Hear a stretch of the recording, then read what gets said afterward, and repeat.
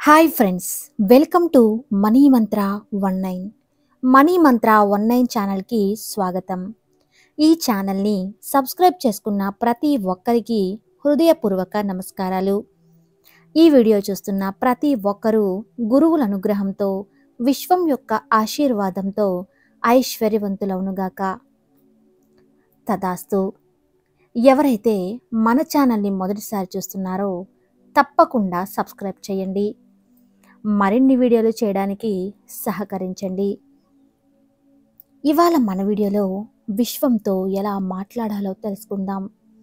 ఈ 5 విషయాలు తెలుసుకుంటే చాలు, విశ్వంతో మనం ప్రతిరోజు మాట్లాడవచ్చు. ఎవరైతే ప్రేమను, దయను, కరుణను, మంచి మాటలను, మంచి ఆలోచనలను ఈ విశ్వంలోకి పంపిస్తారో అలాంటివి 100 రెట్లు మీరు పొందుకుంటారు.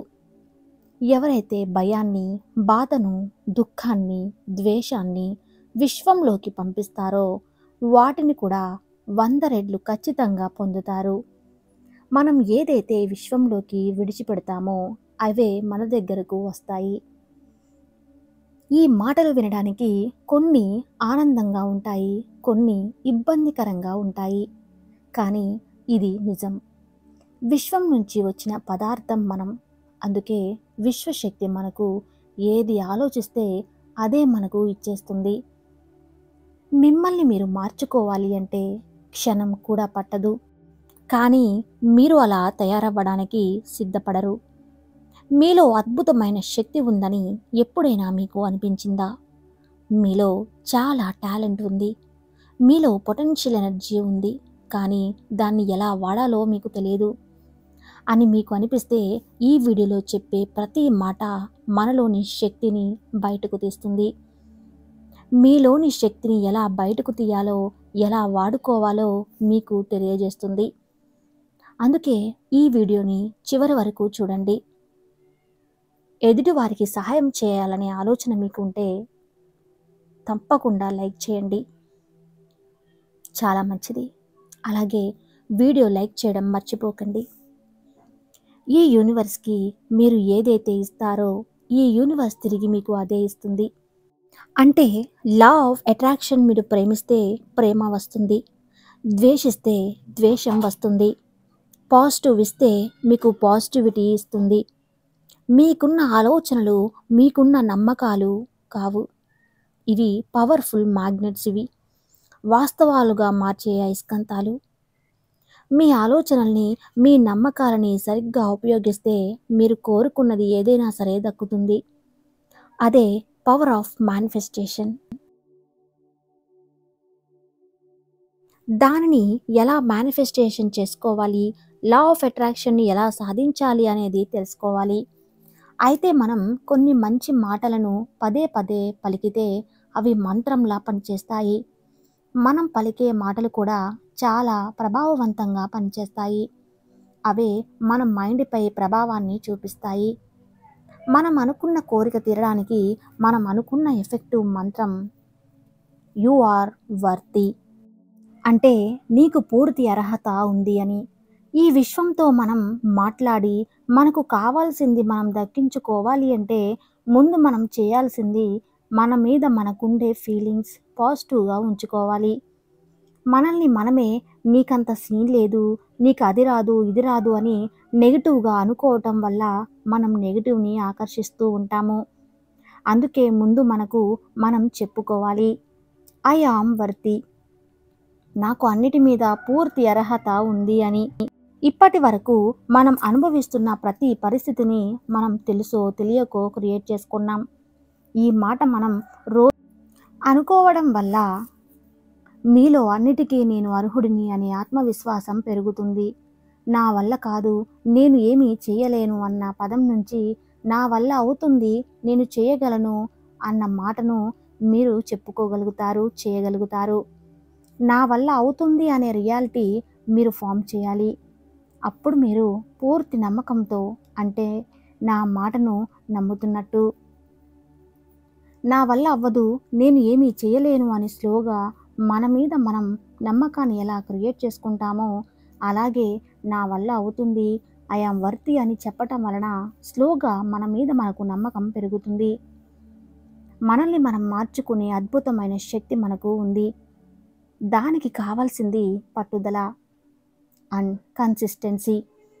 ప్రతిరోజు ఈ మంత్రాన్ని మనతో మనం అనుకోవాలి.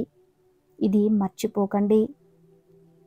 ఇక రెండవది, నేనొక అద్భుతమైన శక్తిని, అంతర్దృష్టి కలవాడిని.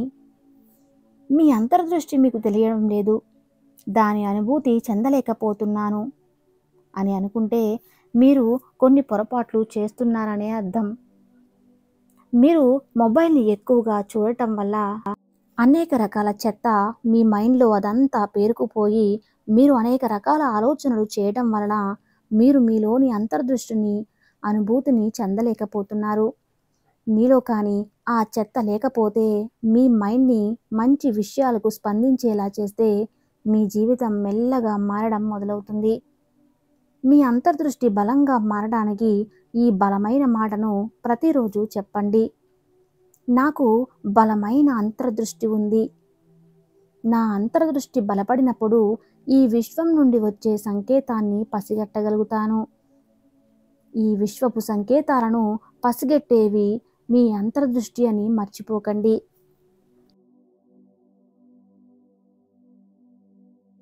ఇక మూడవది, ఐ యామ్ రెడీ.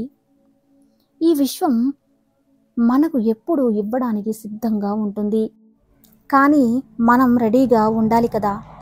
అందుకే నేను సిద్ధంగా ఉన్నాను, మంచి అంతటిని స్వీకరించడానికి నేను ఎప్పుడు సిద్ధంగా ఉన్నాను, సమృద్ధిని స్వీకరించడానికి నేను ఎప్పుడు సిద్ధంగా ఉన్నాను, రాబోయే మార్పును ఎదుర్కోవడానికి నేను ఎప్పుడు సిద్ధంగా ఉన్నాను, నేను ఎప్పుడు సిద్ధంగా ఉన్నాను అని ఇలా చెప్పుకుంటూ ఉండాలి. ఎప్పుడైతే లైఫ్లోకి మార్పులను రెడీ అని చెప్పుకుంటూ నమ్ముతామో అప్పుడు ఎలాంటి దానినైనా మనం స్వీకరించడానికి రెడీ అవుతాము. మనల్ని మనం కూడా రెడీ చేసుకుంటాము. ఇక నాలుగవది, నేను ఎల్లప్పుడూ విజయాన్ని స్వీకరిస్తూనే ఉంటాను. ఎప్పుడూ ఈ పదాలన్నిటినీ విశ్వానికి మనం ప్రతిరోజు చెప్తూనే ఉండాలి. ఒక 5 నిమిషాలు కేటాయిస్తే చాలు.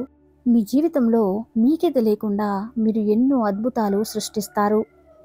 లైఫ్లో ఏదైనా జరగరాని నష్టం జరిగినప్పుడు మన మైండ్లో కొన్ని అబద్ధాలు ఏర్పడతాయి. నీ పని అయిపోయింది, నువ్వు ఫెయిల్యూర్వి అని మీ మైండ్ మిమ్మల్ని ఎదిరిస్తుంది. ఇవి మనల్ని మానసికంగా కృంగేలా చేస్తాయి, మర్చిపోలేని గాయాన్ని ఇస్తాయి. కానీ అలాంటి సమయంలో కూడా ఆ అబద్ధాన్ని ఛాలెంజ్ చేయడానికి మీకు మీరు చెప్పుకోవాల్సిన మంత్రం, నేను ఎల్లప్పుడూ విజయాన్ని స్వీకరిస్తాను. విజయం నా స్నేహితుడు. విజయం ఎప్పుడూ నాతోనే ఉంటుంది. జీవితం అందరికీ ఒకేలాగా ఉంటుంది, కానీ దాన్ని చూసే కోణం ఒకలా ఉండదు. అంటే మనం మంచి మంచి మాటల్ని పదే పదే చెప్పుకుంటూ ఉండాలి. అవే మన జీవితాన్ని సంతోషాల బాటగా నడిపిస్తూ ఉంటాయి. ఇక ఐదవది, మన ఎమోషన్ని ఎప్పుడూ బయటకు విడిచిపెట్టాలి. మనకు ఎప్పుడైతే అన్రిజర్వ్డ్ ఎమోషన్స్ మనలో ఉంటాయో, ఎవరికి చెప్పుకోకుండా ఉండటం వలన మనలో స్ట్రెస్ బాగా పెరిగిపోతుంది. అప్పుడు మన బాడీలో ఒక చోట పెయిన్ మొదలవుతుంది. అప్పుడే మనం గుర్తించాలి, మన బాడీ మనకు చెప్తుంది రిలాక్స్ అవ్వమని, కొన్ని విషయాలు వదిలేయమని.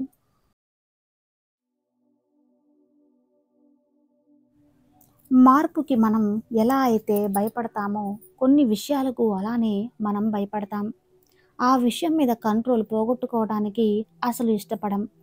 ఇంకా ఏదో చేయాలి, నేను చెప్పింది వినాలి, ఇలాంటి ఆలోచనలు స్ట్రాంగ్గా ఉండటం వలన మనలో బాధ, భయం, ఒత్తిడి అన్నీ కూడా పెరిగిపోతాయి.